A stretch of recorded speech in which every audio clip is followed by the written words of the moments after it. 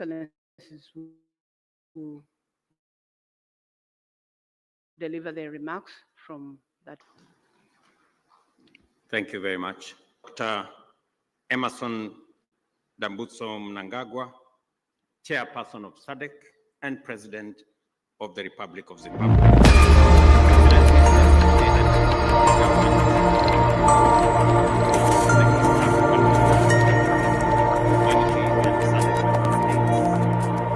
Ministers responsible for SADC, Secretary Generals of SADC and ESC, distinguished delegates, esteemed guests, ladies and gentlemen, I will take this very early opportunity to sincerely thank my dear sister, Excellency Dr. Samia Suluhu Hassan, President of the United Republic of Tanzania, for hosting this joint summit. After extensive consultations, when I requested her to host this summit, without hesitation, she offered this excellent facility in this exercise. My dear sister, thank you. We're truly grateful. Equally important, I appreciate by the two leaders through their respective communities to mobilize with urgency and convene separate extraordinary summits in order to deliberate on the concern.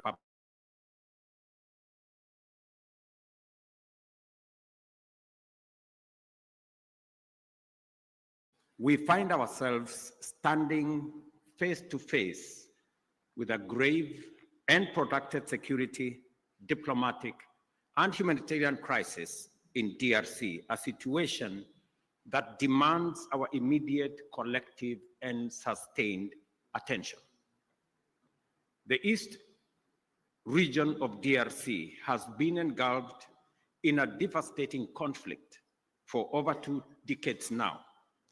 And this tragedy has claimed thousands of lives, displaced countless civilians, inflicted unbearable suffering and loss, and set back the development momentum of one of the most promising countries in the world.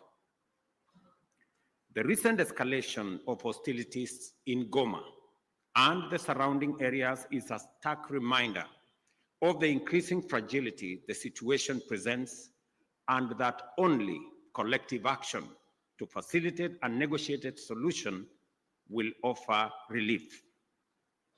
Today, we join together in order to reiterate our calls to the parties to this tragic conflict to immediately cease hostilities and take positive action to allow meaningful dialogue aimed at restoration of stability.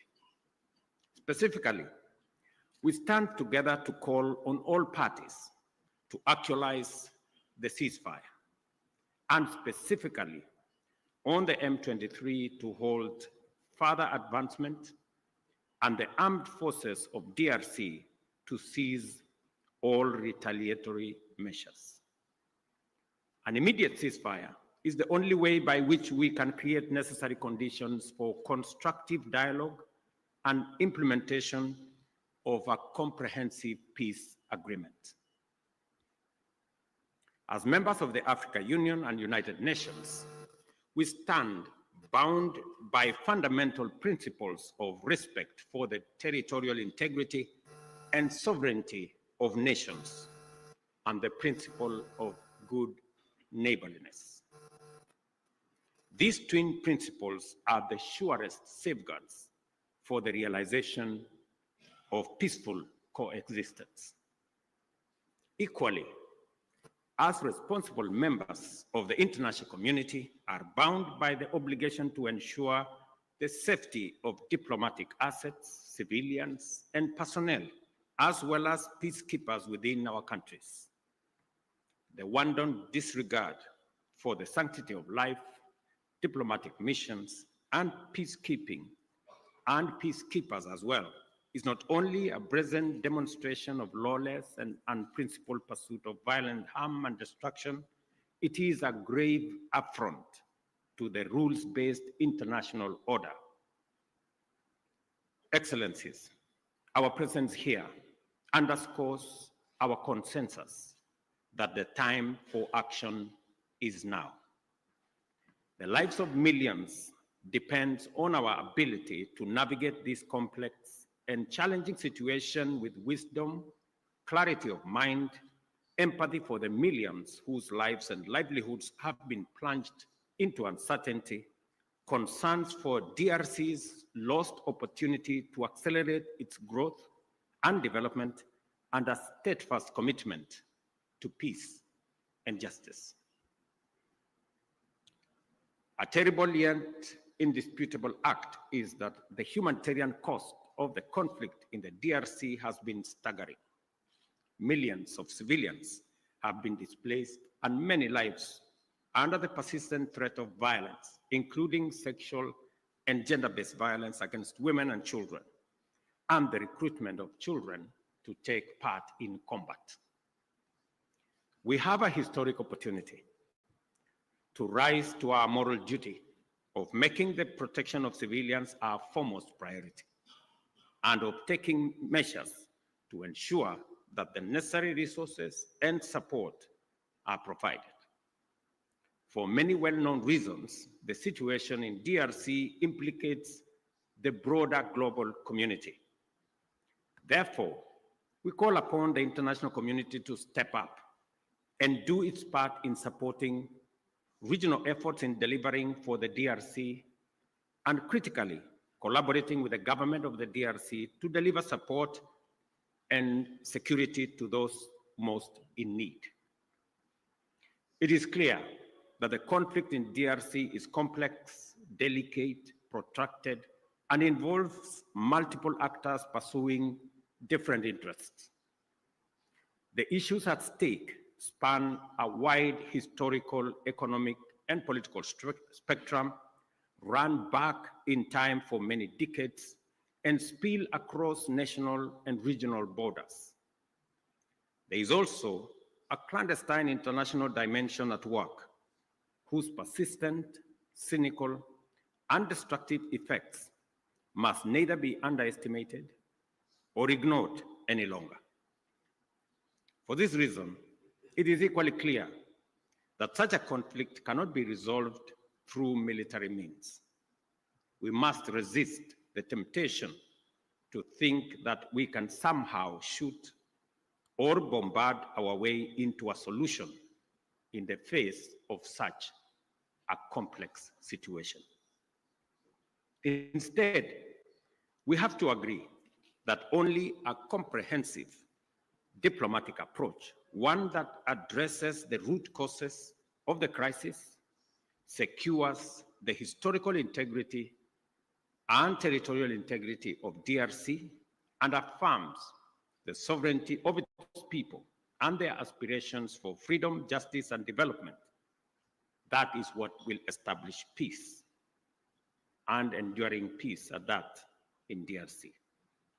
Such an approach must also bring together multiple stakeholders, regional states, international bodies, political organizations, civil society groups, and the Congolese government itself to dialogue and collaborate in order to explore, develop, and implement a lasting solution. Excellencies, I am confident that you agree with me that dialogue is not a sign of weakness. It is a testament to our collective wisdom and strength, both as leaders and as communities. It shows our capacity to articulate issues patiently and clearly, listen to each other, consult comprehensively with a common goal in mind, and negotiate patiently until we reach a better outcome than the bitter results of bloodshed. It is in this spirit that we must encourage all parties to put aside their differences and mobilize for engagement in constructive dialogue aimed at achieving the sustainable solution of conflict by peacefully addressing all underlying issues. I believe that we have a singular opportunity to build on the gains and lessons of Rwanda and Nairobi peace processes. We have a historic opportunity as the broader neighborhood of the DRC to mobilize our collective will into a fused, single, and coherent initiative towards the resolution of this complex crisis. Such an approach will bring all our assets to bear and minimize the possibility of parallel initiatives that duplicate and undermine progress, including creating unnecessary competition as we strive for peace. My dear brothers and sisters, this calls for our unwavering political support. I therefore urge Your Excellencies at this extraordinary joint summit to deploy our best effort and muster our total commitment to facilitate a sustainable settlement that lays the foundation for a stable and prosperous Democratic Republic of Congo. I dare say, Excellencies, the situation may be complex, it may be protracted, it may have been with us for years, but I believe the situation in the DRC can be solved, should be solved, and must be solved. For this reason, it may also be prudent for the consolidated single EAC SADC initiative on this matter to be supported by a strong secretariat that can provide the necessary coordination, monitoring, and enforcement to ensure effective implementation of outcomes.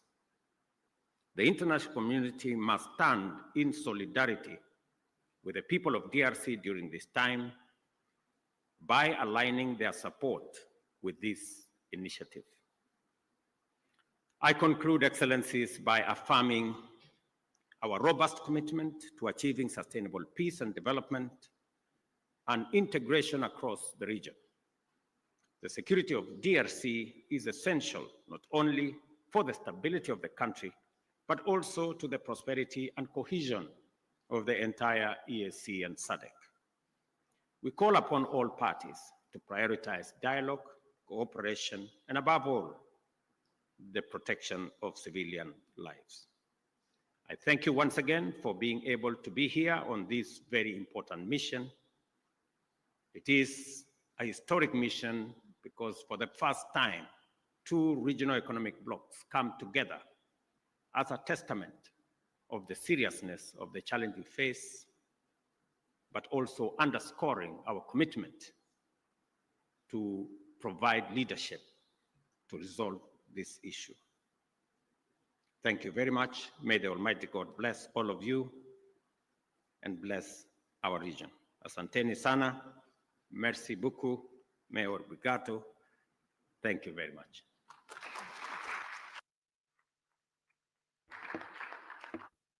Thank you. Thank you, Your Excellency, Dr. William Samuel Ruto, CGH, President of the Republic of Kenya and Chairperson of the East African Community.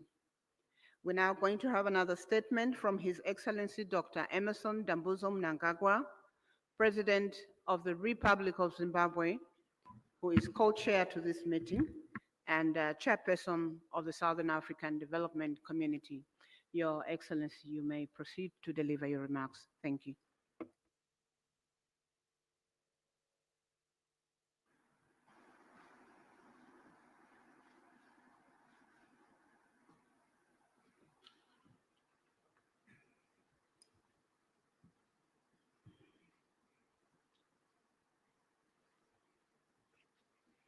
Your Excellency, Mr. William Ruto, President of the Republic of Kenya and Chairperson of the East African Community, and co-chair of this summit. Your Excellency, Dr. Samia Hassan, President of the United Republic of Tanzania and chairperson of the Organ on Politics, Defense and Security Cooperation. Your Excellencies, heads of state and government from our regional bodies, honorable ministers who are here, the SADC Executive Secretary, His Excellency Elias Magosi, the EAC Secretary General, His Excellency Mrs. Veronica Ndua, comrades and friends. It is my distinct honor and privilege to make these remarks of welcome to this historic gathering. Firstly, may I express heartfelt gratitude to you, my dear sister and colleague, Your Excellency, President Dr. Samia Hassan, along with the government and people of the United Republic of Tanzania, for the warm welcome and gracious hospitality extended to my delegation since our arrival in this beautiful city of Dar es Salaam. In the same spirit, I also extend sincere appreciation to my dear brother, Your Excellency, President William Ruto, for your astute leadership for the East African community and for agreeing to meet at short notice. Equally, our respective secretariats, senior officials and Council of Ministers are commended for their diligent work in preparation for this joint summit. Your efforts have laid a solid foundation for our discussions today. Allow me, on behalf of SADC, the government of the Republic of Zimbabwe, and indeed on my own behalf, to once again convey heartfelt condolences and deepest sympathies to the member states and families of the brave peacekeepers who lost their lives in the service of the people of DRC and indeed the cause of peace. We also recognize the loss of civilian lives and livelihoods that has resulted from the increased insecurity and insurgency in Eastern DRC. Our prayers continue to be made for the affected families and the communities. Your Excellencies, this historic summit of our two regional blocs is testament to our shared commitment to the founding values of the African Union. Such joint initiatives must see us scale up bold and decisive actions to silence the guns on our continent, but most immediately implement lasting solutions to the escalating conflict and humanitarian crisis in the Eastern DRC. Undoubtedly, ongoing instability, growing hostilities, and the ever-increasing number of internally displaced persons in the Eastern DRC has far-reaching consequences, not only for the people of DRC alone, but also for our regions and the African continent as a whole. The unity, solidarity, and unbreakable bonds of the peoples of the continent must stand the test of such trying times as we face. We must remain as solidly united as we were during the struggle for complete emancipation and independence of Africa from colonialism. We thus have a duty and a collective responsibility to comprehensively, frankly, tackle and address the various challenges that are impending the realization of peace and security for the people of Eastern DRC. Drawing from our rich African values and heritage, and further emboldened by the spirit and letter of the United Nations Charter, the constitutive act of the African Union, as well as the treaties of both SADC and the EAC, let us seize this opportunity to ensure convergence and a coordinated response which is mutually reinforcing towards one common objective. I thus challenge all of us to approach the agenda before us with openness, honesty, flexibility, and commitment to building a lasting peace for Mother Africa. The all-encompassing interests of the people of the DRC must be at the core of our deliberations. Let us do much more to realize sustainable peace in our sister republic of the DRC in our lifetime. To date, SADC notes and acknowledges the progress made under the Rwanda and Nairobi processes aimed at silencing the guns, as well as facilitating dialogue among all parties to the conflict. This summit, therefore, should leap us forward towards a concrete roadmap to help resolve the ongoing crisis.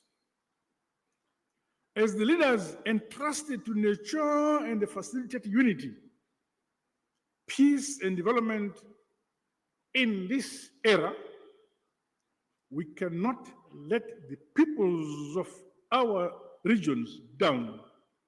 Their hope is in us here. The SADC bloc remains unwavering and committed to continue playing its part. With these remarks, I wish the summit fruitful deliberations. And thank you.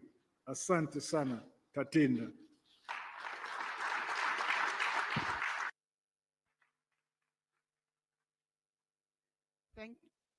Thank you, Your Excellency, Dr. Emerson Dambuzo Mnangagwa, President of the Republic of Zimbabwe and Chairperson of the Southern African Development Community.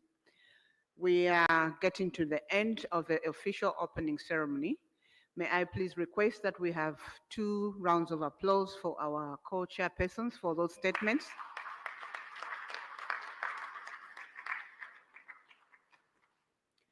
Thank you. This marks the end of the official opening ceremony, which was open to the media and the invited guests. At this point, we will allow the members of the press to be excused and leave the room so that we allow their excellencies to deliberate on the agenda. The meeting participation is 1+5. Again, we will request delegations that were invited to the official opening, but who are outside the 5 configuration to be excused. As the media is exiting,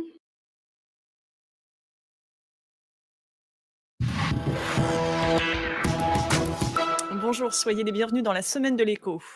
Sursis d'1 mois pour le Canada et le Mexique, début des hostilités avec la Chine, Donald Trump a donc lancé la guerre commerciale. Une guerre doublée d'une ruée sur les minerais et les routes commerciales stratégiques.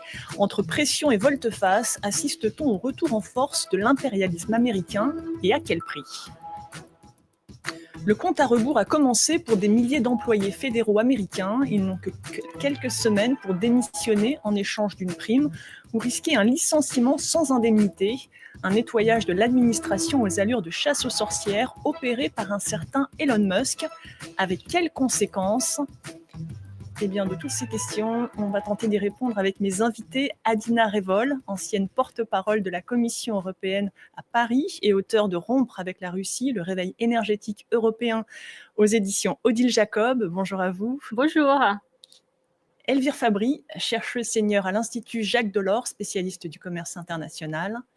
Et Arnaud Aurin, historien et économiste, directeur d'études à l'École des hautes études en sciences sociales, auteur de Le Monde confisqué, essai sur le capitalisme de la finitude aux éditions Flammarion. Bonjour à vous. Bonsoir. Et à distance, Paola Fabiani, fondatrice de Wisecom, centre d'appel basé en France et vice-présidente de l'organisation patronale le MEDEF en charge de l'entrepreneuriat. Bonjour à vous et merci d'avoir accepté notre invitation. Bonsoir. Donald Trump a donc suspendu sa menace d'augmenter les droits de douane sur le Mexique et le Canada. En revanche, Washington a commencé à imposer des droits de douane de 10% sur toutes les importations chinoises. À Pékin, la réplique ne s'est pas faite attendre. Les précisions de David Gilbert. En ce début de guerre commerciale avec les États-Unis, la Chine surprend en ciblant un acteur collatéral. Le communiqué de l'autorité de régulation est repris par la télévision d'État. En raison de la violation présumée par Google de la loi anti-monopole de la République populaire de Chine, l'administration d'État pour la régulation du marché a lancé une enquête conformément à la loi. Le géant américain du numérique, directement menacé par les autorités chinoises en raison de ses pratiques anticoncurrentielles. La Chine envoie un message clair, elle est prête à user de tous les moyens à sa disposition. Outre Google, 2 autres sociétés américaines sont aussi prises pour cible par Pékin et placées sur la liste des entités peu fiables. Il s'agit du géant des biotechnologies Illumina, leader mondial du séquençage génétique, et du groupe textile PVH qui détient notamment les marques Calvin Klein et Tommy Hilfiger. Un groupe qui semble payer son récent boycott du coton en provenance du Xinjiang, une province où les autorités chinoises sont accusées de travail forcé à l'encontre de la population ouïghour. Tout cela montre essentiellement que la Chine veut prendre des mesures de rétorsion à l'égard des États-Unis, qu'elle veut utiliser sa puissance économique ainsi que son rôle d'usine du monde pour montrer son poids à la table des négociations avec les États-Unis. Pékin a également prévu de restreindre les exportations vers les États-Unis de certains métaux rares essentiels aux industries électroniques et militaires. Cibler Google, mais aussi le géant des biotechnologies Illumina et un groupe textile américain, Elvire Fabry. Comment la spécialiste des négociations internationales perçoit ces représailles ? Je trouve la réponse chinoise très intéressante parce que du côté américain, on l'a vu, c'est massif, c'est des 25%, enfin des menaces de 25% sur le Canada, sur le Mexique, 10% sur toutes les importations chinoises. Du côté chinois, c'est beaucoup plus stratégique. Déjà, le fait de cibler Google. Google n'a pas un chiffre d'affaires colossal en Chine. Google est interdit sur le continent chinois. Je ne parle pas là de Hong Kong, où il y a encore un statut spécial, mais c'est 1% du chiffre d'affaires de Google. Donc, ça n'est pas majeur. Mais Simplement, symboliquement, c'est un signal qui est envoyé donc pour une enquête antitrust, qui est très intéressante pour nous, Européens, parce qu'on sait qu'on va être ciblé sur nos réglementations numériques européennes, qu'on a la capacité aujourd'hui, on avait déjà la capacité en matière de politique de concurrence d'attaquer ces géants du numérique, mais aujourd'hui, avec les réglementations qu'on appelle DMA, qui vise à limiter des positions justement de trust, de monopole de ces grosses entreprises, c'est un outil d'abord c'est une réglementation qu'on va mettre en œuvre et c'est un domaine dans lequel on pourrait être particulièrement offensif. Donc que la Chine signale, utilise cette réponse, c'est intéressant pour nous, Européens. Et puis par ailleurs, la façon dont elle cible le biotech, qui est un des secteurs stratégiques que les États-Unis veulent protéger, c'est l'intelligence artificielle, les supercalculateurs, les semi-conducteurs, les biotech. Donc ça vient toucher là aussi au cœur des ambitions de leadership américain. Et enfin, sur les véhicules électriques, pour le moment, Tesla n'est pas directement concerné, puisqu'il s'agit des véhicules lourds, mais peut-être qu'un de ces modèles de camions lourds pourrait rentrer dans la catégorie des importations qui seraient taxées. Et là, on voit bien que la Chine vient chatouiller quand même une des cordes de rappel possibles dans l'offensive que Trump pourrait mener sur la Chine, avec les intérêts économiques de Elon Musk en Chine. C'est près de 40% de son chiffre d'affaires qu'il fait actuellement en Chine. On va y revenir. Pékin envisage aussi de restreindre les exportations vers les États-Unis de certains métaux rares essentiels aux industries électroniques et militaires. On pense également à Tesla. Arnaud Aurin, c'est peut-être là que le bas blesse le plus. Oui, il me semble que les autres mesures prises par Pékin sont un petit peu un écran de fumée et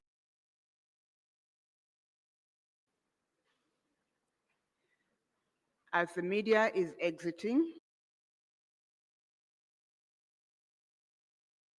Ma quindi a livello pratico, come si fa a fare trading sistematico? Te lo spiego subito. Ciao, sono Andrea Unger, trader professionista da oltre 20 anni e in questo breve video oggi voglio offrirti un corso intensivo e super veloce su come funziona il mio metodo di trading.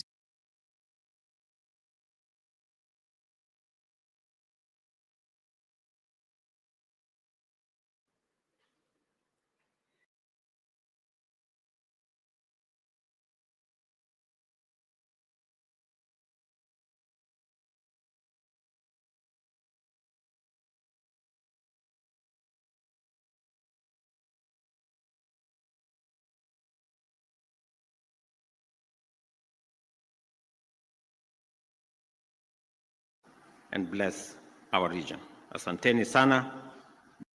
Ruto, CGH, President of the Republic of Kenya and chairperson of the East African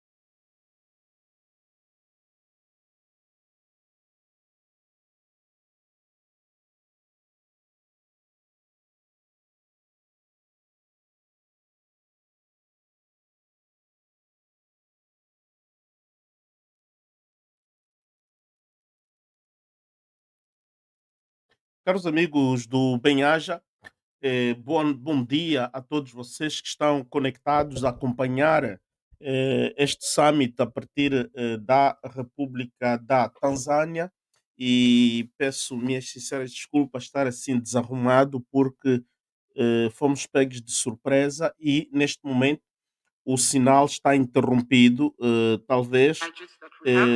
Portanto, os organizadores preferem que o debate que vai iniciar agora fica reservado em quatro paredes, porque estávamos a acompanhar a sessão de abertura, os principais discursos de abertura. Mas vamos procurar manter-vos atualizados.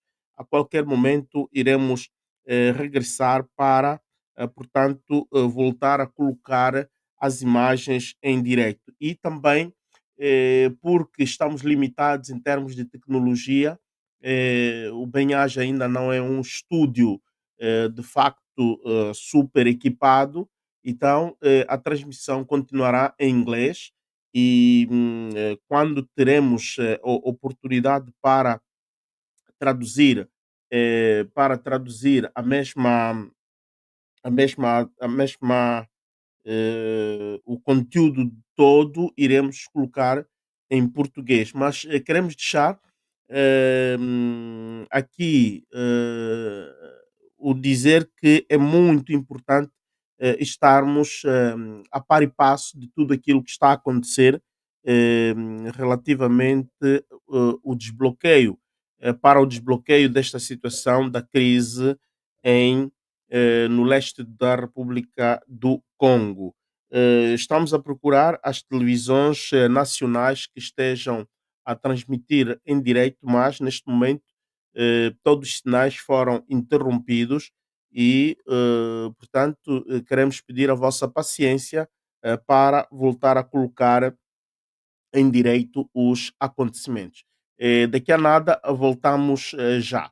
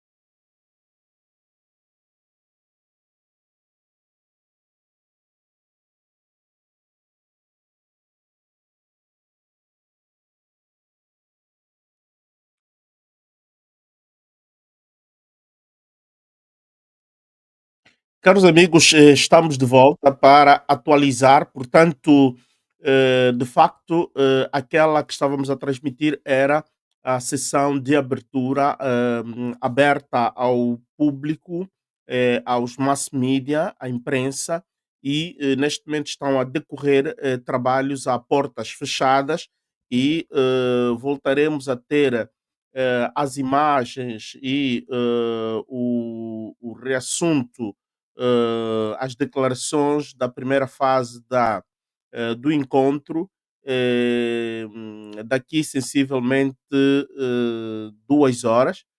Por isso, queremos pedir a vossa compreensão e nós iremos, de momentos, também interromper aqui esta transmissão e voltaremos quando tivermos mais pormenores e tivermos também o sinal direito de Tanzânia.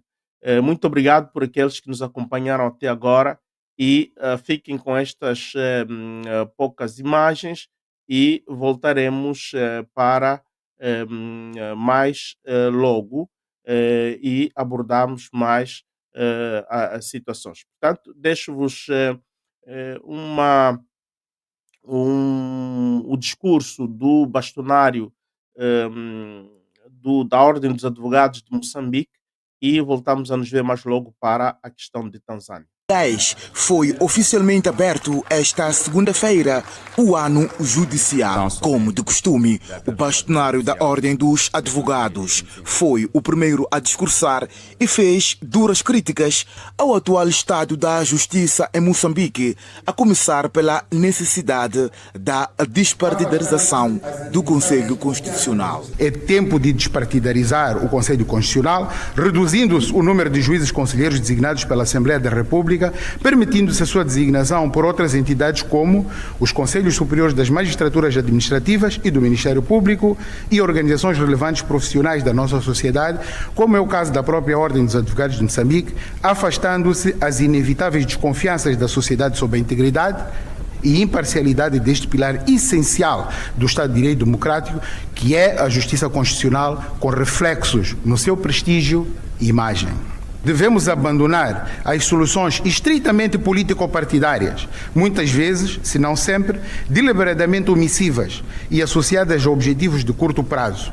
Carlos Martins defende também que uma justiça equilibrada passa pela revisão dos poderes do Presidente da República. Deve ser debatida a revisão constitucional sobre a pertinência de outros poderes de soberania, designadamente membros dos Conselhos Superiores das Magistraturas, como são os casos do Sr. Presidente da República, que indica 2, e a Assembleia da República, que indica 5, quando cabe a estes órgãos de autogoverno das magistraturas, entre outros, a gestão, avaliação e disciplina dos magistrados, sendo estes que corporizam o Poder Judicial.